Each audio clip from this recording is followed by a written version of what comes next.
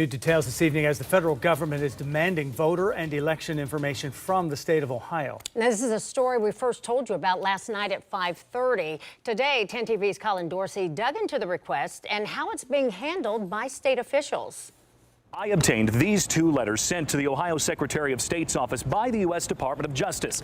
These two letters demand Ohio voter registration data and information on elections. The two letters sent August 6th and August 14th come from the Department of Justice's Civil Rights Division. The first requests several records, including Ohio's statewide voter registration list. The second letter, sent 8 days later, clarifies the voter registration lists have to contain the voter's full name, birth date, driver's license number, or the last 4 digits of a social security number. This is unprecedented. We generally don't see the federal government requesting this amount of sensitive personal information from the states, and the request could violate federal and state privacy laws. Jen Miller is the executive director of the League of Women Voters of Ohio. She says the federal government doesn't really have the authority over elections and that Ohio, and other states for that matter, run elections very well. So we have really secure elections.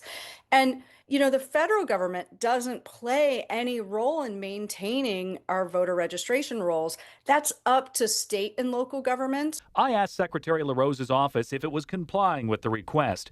In a statement, his office says, in part, "We're now working with our federal partners better than ever before, but we also have a legal obligation to make sure sensitive voter data is protected and secured. That's what we're working with the department to do." At the Ohio State House, no Republicans were available for comment today and referred me to the Secretary of State. However, Democrat Senator Bill DeMora has concerns about what that information will be used for. If all this stuff is being done in the words of security and safety and making sure that people are only eligible to vote, then again, why do we need this? Why do we need this stuff? Why is now the Justice Department looking into us? I did request a sit-down interview with Secretary LaRose today, but he was unable to make that happen. In Columbus, Colin Dorsey, 10 TV News.